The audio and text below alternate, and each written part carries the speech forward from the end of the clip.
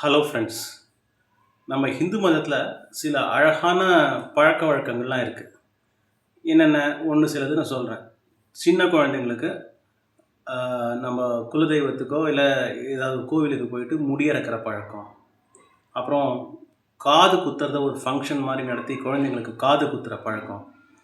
அதுக்கப்புறம் அவங்கவுங்க ஃபேமிலிக்கு தகுந்த மாதிரி நெத்தியில் திருநீர் வச்சுக்கிறதோ, இல்லை திருமண் இட்டுக்கிறதோ, இல்லை சந்தனமோ ஏதோ சம்திங் இந்த மாதிரி பழக்கங்கள்லாம் இருக்குது. அதே மாதிரி ஒரு பேட் ஹேபிட்டும் நம்மளுக்குள்ளே இருக்குது. என்னென்னா, ஏதாவது ஃப்ராடுலண்ட் ஆக்டிவிட்டீஸ், யாராவது யாரையாவது ஏமாத்துறாங்க, ஏதாவது சீட்டிங் பண்ணுறாங்க, எங்கேயோ நம்ம ஏமாந்து போகிறோம். இந்த மாதிரியான நிகழ்வுகளுக்கெல்லாம் மேலே சொன்ன அந்த குட் ஹேபிட்ஸை ஈக்குவேட் பண்ணுறது, அதாவது உவமையாக ஆக்குறது. யாராவது நம்மளை ஏமாற்ற பார்த்தாங்கன்னா, சின்ன வயசுலேயே எனக்கு காது குத்திட்டாங்க, இன்னொரு தடவை குத்த பார்க்காது அப்படின்னு சொல்லுவோம். என்ன எனக்கு மொட்டை அடிக்க பார்க்குறியா அப்படின்னு சொல்லுவோம். அவனை நம்பினா பட்ட நாமம் அப்படின்னு சொல்லுவோம். அவரை நம்பி நீ இன்வெஸ்ட்மெண்ட் பண்ணியா, பணம் கோவிந்தா அப்படின்னு சொல்லுவோம். எனக்கே விபூதி அடிக்க பார்க்குறியா அப்படின்னு சொல்லுவோம். இதெல்லாம் என்ன மாதிரியான கமெண்ட்ஸு? இதுக்கெலாம் யார் காரணம்? இதெல்லாம் இந்த மாதிரியான நல்ல பழக்கங்களை இந்த மாதிரி ஃப்ராடுலண்ட் விஷயங்களுக்கு நம்ம ஈக்குவேட் பண்ணணுமா? இதுக்கெலாம் யார் காரணம்? கண்டிப்பாக நாம் தாங்க காரணம். நம்ம ரியலைஸ் பண்ணலை, அதனால நம்ம தான் காரணம். இதுக்கு அவங்க இவங்க இந்த மாதிரி அவங்க க்ரியேட் பண்ணி வச்சுட்டாங்க மைண்ட் செட், இதெல்லாம் கிடையாது. நாம் ரியலைஸ் பண்ணலை, நாம் காரணம். இன்னிலேருந்து நம்ம 2 டிசிஷன்ஸ் எடுப்போம். 2 டிசிஷன்ஸ். ஒன்று, இனிமேல் இந்த மாதிரியான கமெண்டெல்லாம் நம்ம ஸ்டாப் பண்ணுவோம்.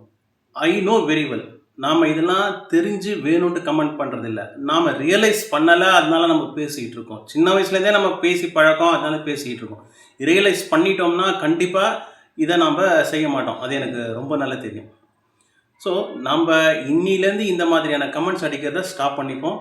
நம்மளுக்கு நேர நம்ம ஃப்ரெண்ட்ஸோ தெரிஞ்சவங்களோ இருந்தால் அவங்களுக்கு நாம் அட்வைஸ் பண்ணுற அளவுக்கு நாம் பெரிய ஆளுங்க கிடையாது. அவங்கள தனியாக பார்க்கும்போதோ பேசுகிற போதோ ஒரு நல்ல விதத்தில் இந்த மாதிரிலாம் பண்ண வேண்டாமே, அவாய்ட் பண்ணிக்கலாமேன்னு சொல்லிட்டு நல்ல விதமாக எடுத்து சொல்லுவோம். இது நம்பர் 1.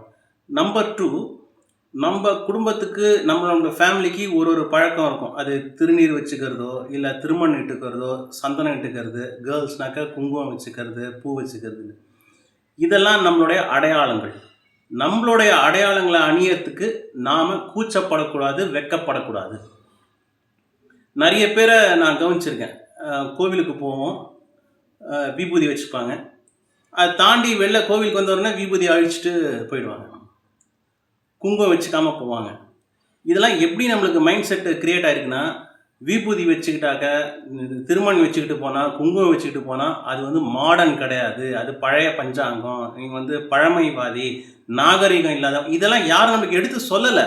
இப்படிலாம் வச்சுக்கிட்டா நீ நாகரிகம் இல்லாதவன், பழமைவாதின்னு யாரும் எக்ஸ்பிளிசிட்டாக சொல்லலை. ஆனாலும் நம்ம மைண்டுக்குள்ளே அந்த மாதிரி ஒன்று செட் ஆகிருக்கு. நிறைய பேருக்கு இந்த வீடியோ பார்க்குறவங்க எல்லாருக்கும் நான் சொல்ல, ஒரு சில பேருக்கு இருக்குது.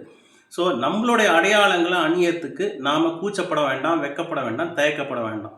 2வது டிசிஷன் சொன்னேன் இல்லையா, அது என்னென்னா, இன்னிலேருந்து நம்ம எங்கே இருக்கோமோ, வெளியில் போகிறோமோ, கோவிலுக்குன்னு மட்டும் இல்லை, கடைக்கு போகிறோம், எங்கே போனாலும் வெறும் நெத்தியோ போக வேண்டாம். வெறும் நெத்தியோட போக வேண்டாம். நம்ம ஏதோ சின்னதாக ஒரு விபூதி, சின்னதாக உங்கள் ஃபேமிலிக்கு நாம போட்டுக்கிற பழக்கம் தான் திருமண் வச்சுக்கோங்க, இல்லை சந்தனம் வச்சுக்கோங்க. கேர்ள்ஸ்னால் குங்குமம் வச்சுக்கோங்க. பூ வச்சுக்கிறத கூச்சப்படுற ஒரு ஆக்டிவிட்டியாக நினைக்க வேண்டாம். சரியா? இது 2த்தையும் நம்ம ஃபாலோ பண்ணுவோம் ஃப்ரெண்ட்ஸ். ஓகே, நாம் இன்னொரு வீடியோவில் சந்திப்போம். தேங்க்யூ.